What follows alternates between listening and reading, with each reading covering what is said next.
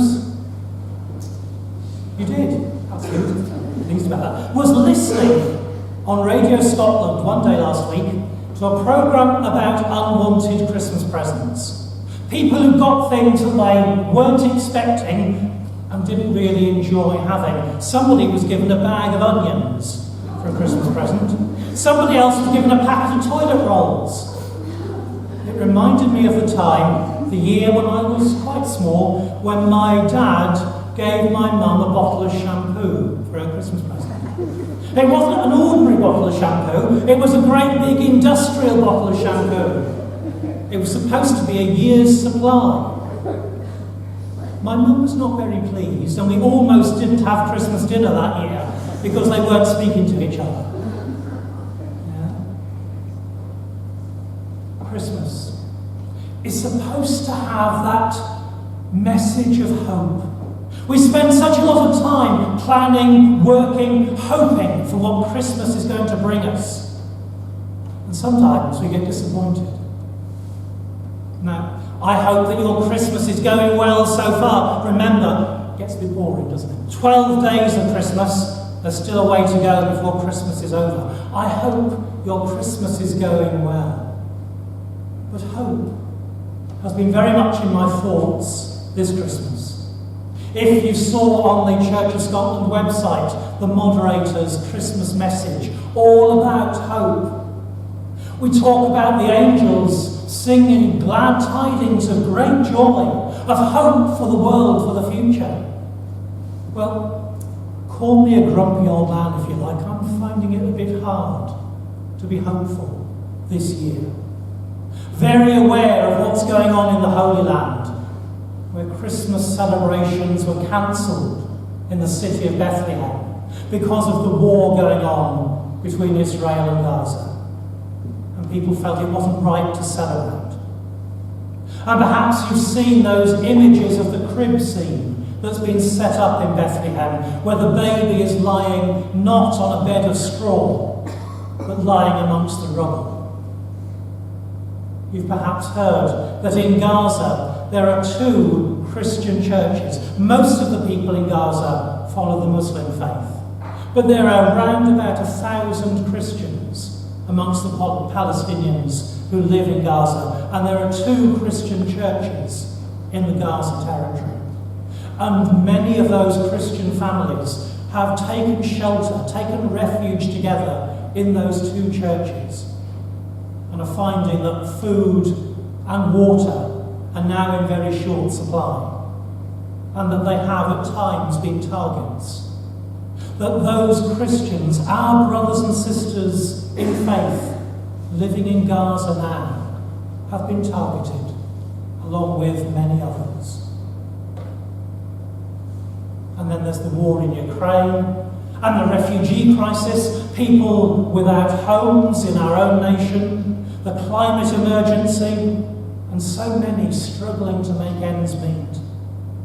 And I have a confession to share with you this morning. My confession is that this Christmas I've struggled to be hopeful. I'm finding it hard to keep being positive when there is so much that seems so negative in our world. And now we've come to the eve of a new year, and we should be full of expectation, full of celebration.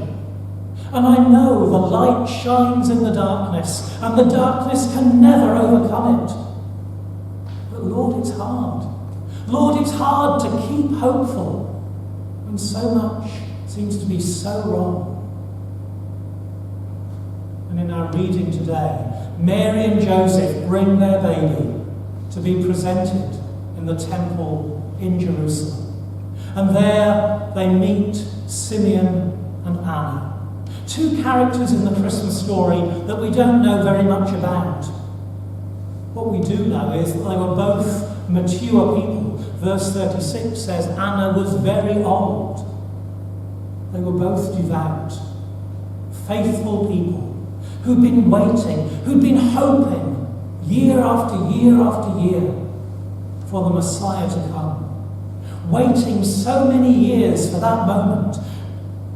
And I guess, I don't know, but I guess that But there would have been times when they'd wondered if they were right.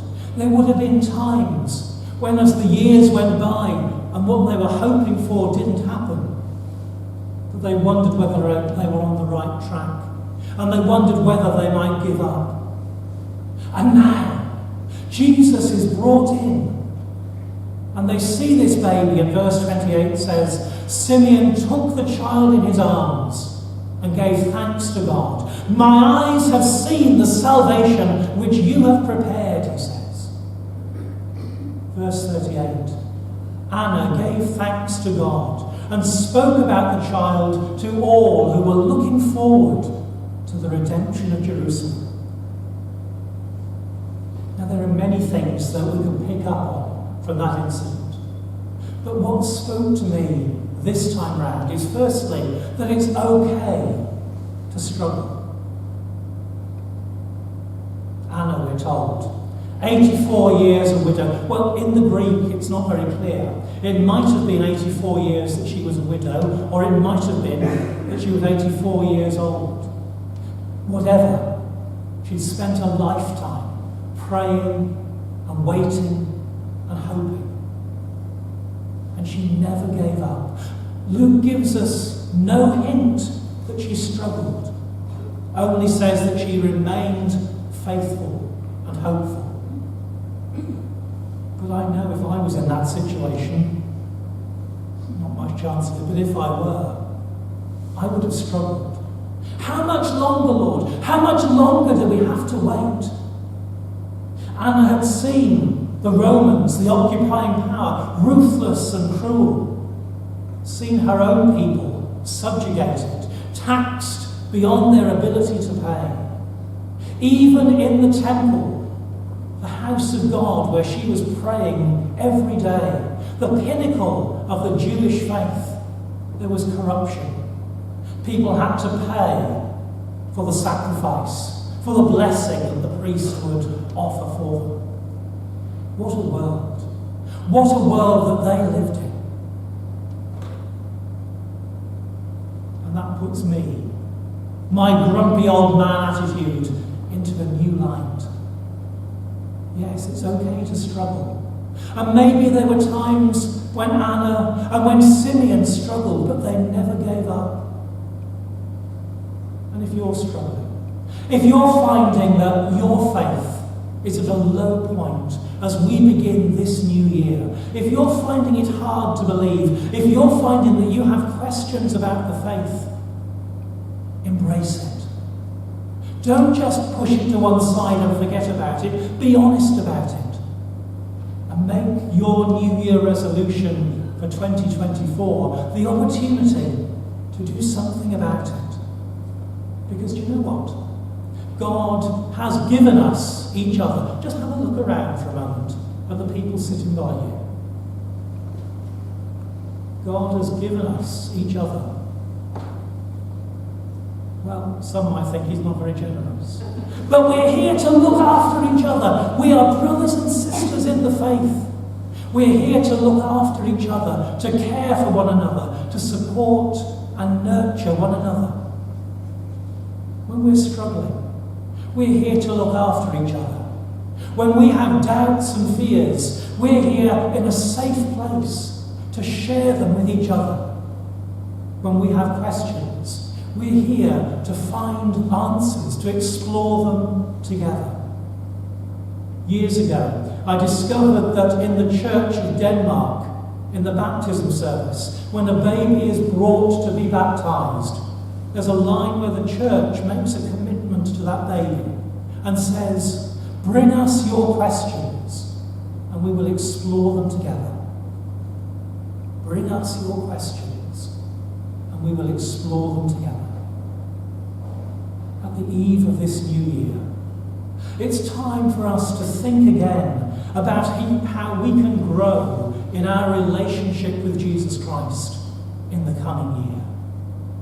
Maybe by joining in a Bible study group, a prayer group, sharing with each other, being honest about how we feel, and being open to the new things that God will tell us.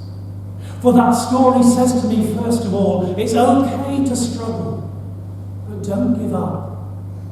Because the Bible is full of stories of hope. Remember, Jeremiah goes and buys the potter's field when the country is about to collapse, and nobody wants to make an investment in the future, but he does.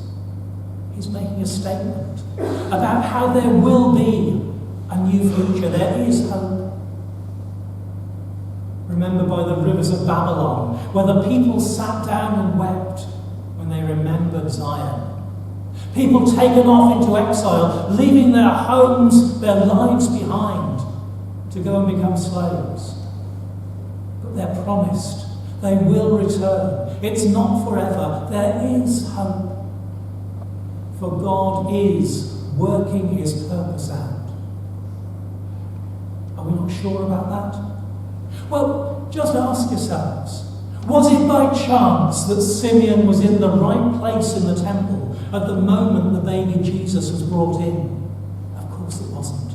Verse 25 says he was led by the Spirit. What was it about this baby? Was this baby especially different? Did his halo shine out? Was he so bright and the angels surrounded him? No way. But Simeon was so tuned into God that the Spirit spoke to him at that moment and said, "There, that's the one." And Simeon responded. He didn't go, "Are you sure? Oh, I don't make a fool of myself." He went and he took the child. Hannah too must have seen so many babies come and go over the years. But she looked at this child and she knew. And you know what? That same Spirit that spoke to them is the Holy Spirit of God that is alive and at work in our lives, in this church, in our nation. The same God who spoke to them still speaks to us. We can learn an awful lot through waiting. But never give up listening. Never give up hope. Simeon and Anna had waited a long time, but their perseverance and their faith was rewarded. Because the most important thing in this story is that it did happen. God's promise was kept. The Messiah came. We all know how hard it can be to wait for something that you really want. You want it now. We're not good at waiting. But when it comes true, when the promise is fulfilled, the joy that results. And the greatest joy any one of us can find is to grow and to know that we have a relationship with God through Jesus Christ. Simeon sees the child and says, "Now, Lord, let your servant go in peace. My eyes have seen your salvation, which you have prepared in the presence of all people, a light for revelation to the Gentiles and for glory to your people." Keep hoping. As we go into this new year, keep hoping and keep being faithful. The old year comes to an end. And maybe for some of us it's been a year of problems and difficulties, perhaps even tragedy. But whatever this last year has brought, think for a moment how you have been aware of God with you in whatever situations you've dealt with. And the new year begins. What signs can we see already, giving us glimpses of what God has in store for us as individuals and as his family in this parish? What has God got in store for us in the year ahead? As we journey into 2024, I want to reassure you, because as I've struggled this Christmas in keeping hopeful, I've been directed, I feel directed strongly to a verse in the Psalms, Psalm 42 and verse 5, which I've stuck my sticker over so I can't read it. Why are you cast down? Why are you disquieted? Hope in God, for he shall receive my praise, my help, my God. Why are you cast down? Hope in God. As I've struggled with all that's going on in the world this Christmas time to keep hopeful, that verse has come to me over and over again. For the light does shine in the darkness, and the darkness can never overcome it. Thanks be